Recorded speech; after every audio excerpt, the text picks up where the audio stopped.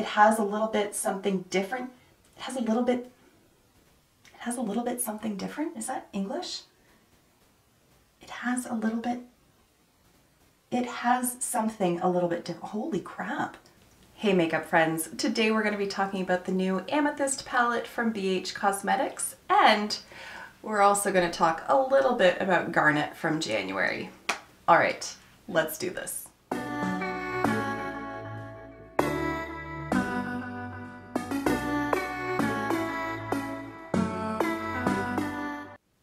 Okay, before we get into it, I want to welcome you back to my channel, or if you are new here, then hello and welcome. My name is Kara, and on my channel we like to mix beauty, brains, and the occasional F-bomb.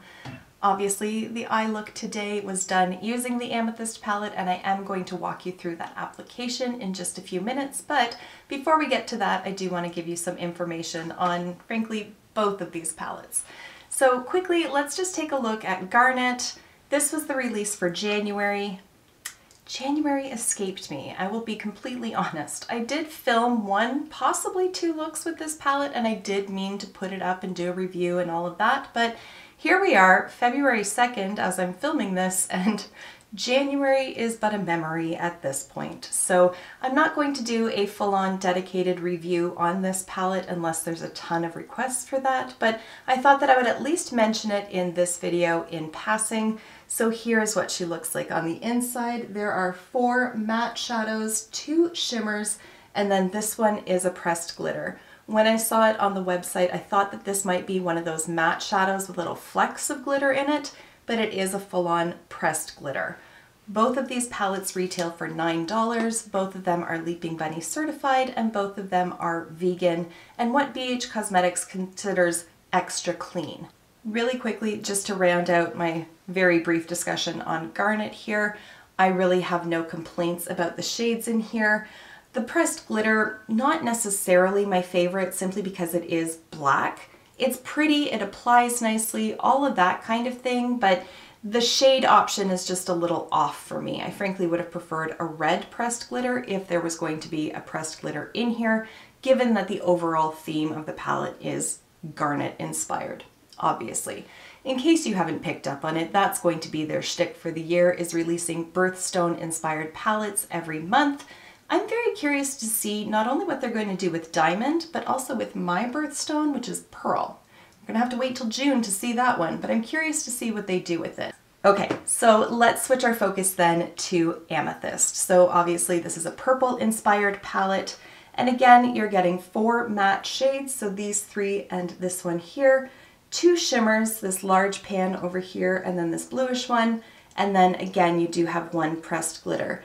Now, just from this angle, I am going to do swatches, but just from this angle and from this distance, this looks kind of coppery in tone, but it's actually like a rose gold with little flecks of purple glitter in it. It's actually very, very pretty. Now, before we get into swatches, I just want to say you don't have to buy your own birthstone palette. You don't. I have said this in previous videos before, back when they did the mini Zodiac with Beauty Blender coming out with Zodiac themed sponges as well. Yes, that's a thing. It's a marketing tactic, right? So it plays to your own sense of loyalty to yourself. It's like if you see a pen with your name on it, you feel kind of compelled to buy it because it's your name. Frankly, if I ever saw one with my name on it, I probably would buy it because there's not a lot of Kara stuff out there. There really isn't.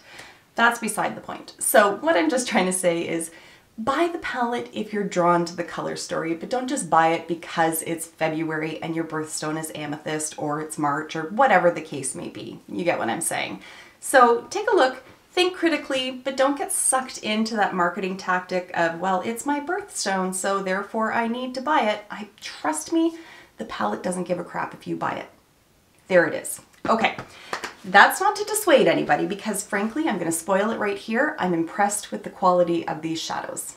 All right, so with that said, let's get into some swatches. And rather than insert a picture, what I thought I would do today is actually swatch them here while we're talking, and I'll talk you through the shades and how I applied them to my eye and what my experience was with each one of these shadows. Now, normally I don't do primer on my arms when I do finger swatches, but because there is a pressed glitter in here, I'm going to do that for the sake of today's video. Rather than using an eyeshadow primer though, because I'm going to put it over a large area on my arm, I'm just going to use a hydrating face primer. This one is from Good Molecules and it's the silicone-free priming moisturizer. Alright, so now that that has had a chance to dry down a little bit, let's get into these swatches. So I'm going to swatch it and then I'm also going to insert an application video just of me creating this eye look. So I'm going to walk you through them in the order in which I applied them to my eyeballs, just so that everything is sort of cohesive and makes sense.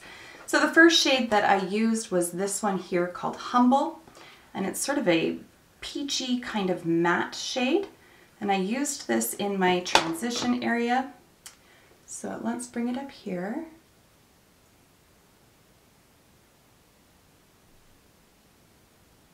There you have it, and as you can see, it does have a really good amount of pigmentation in it. And I did find that in applying it, there was no patchiness to it.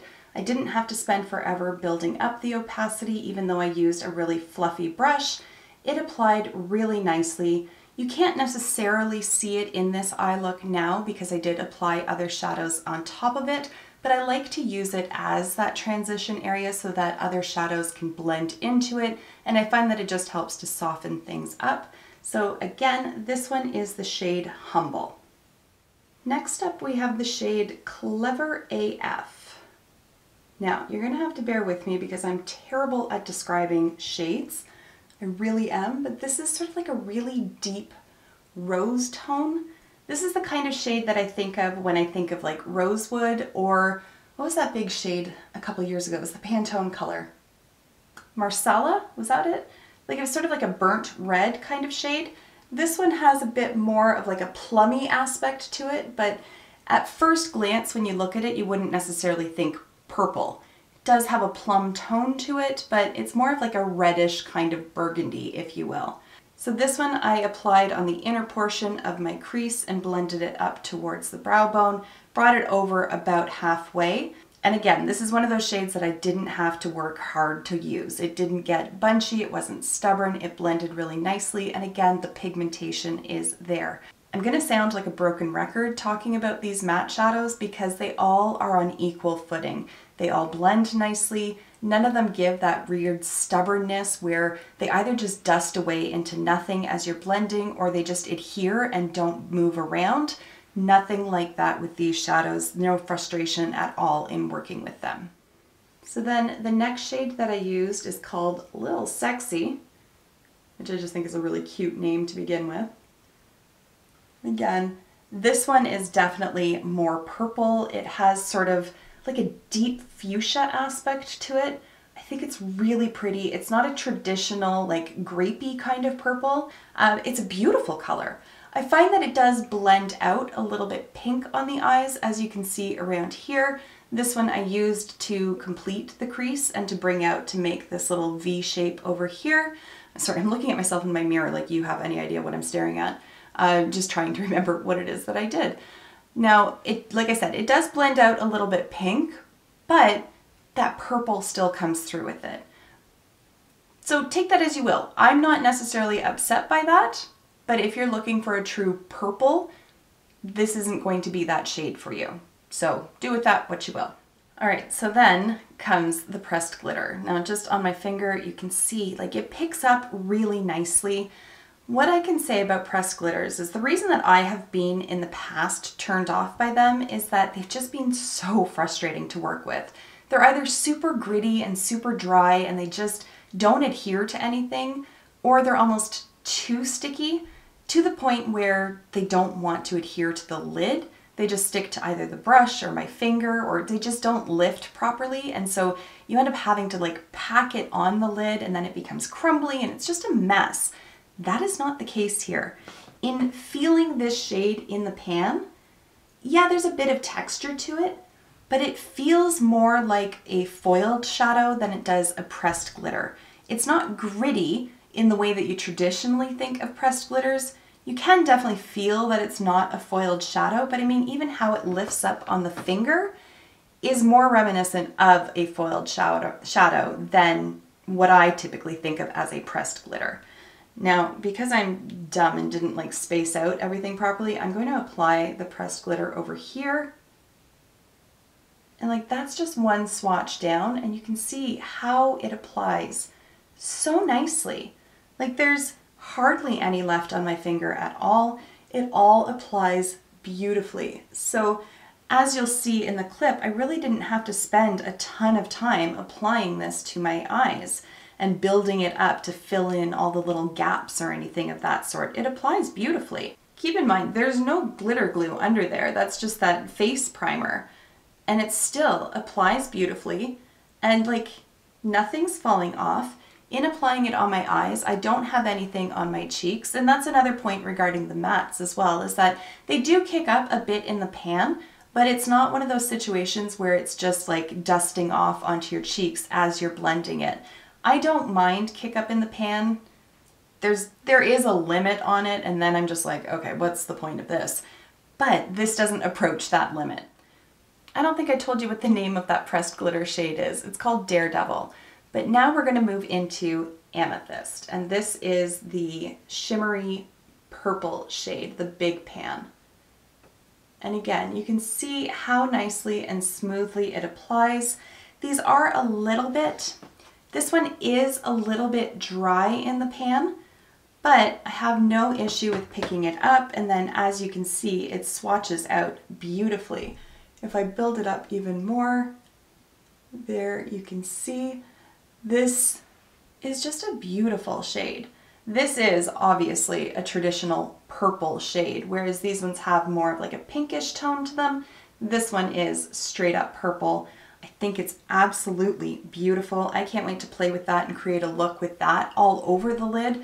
Obviously today I just used it to line my lower lash line, but this is one of those sort of standout shades that I think is going to look beautiful all over the lid. Now to blend out my lower lash line, I used the shade Superstitious, which is the last of the matte shadows. And this one is like a vibrant sort of orchid shade. I think it's so beautiful. Again, there's sort of that element of pink to it, but it is definitely a purple shadow. It's just, there's like a fun little spin on these shades, and I wasn't necessarily expecting that when I saw pictures of this palette, but I think it's really pretty, and I think they do complement each other. And what I do like is that they each bring something different to the table. This isn't just a range of tones of the same color, you know what I mean? Like it's not purely monochromatic, even though it is certainly centered on a purple theme. It's not just like one shade of purple in varying degrees of deepness. I like that. I think it gives more creative options when using the palette, which is important when you only have 7 shades. And then last but not least, for my inner corner, I used the shade Rebel. And this is the other satin shadow here. Now this one is almost verging on blue.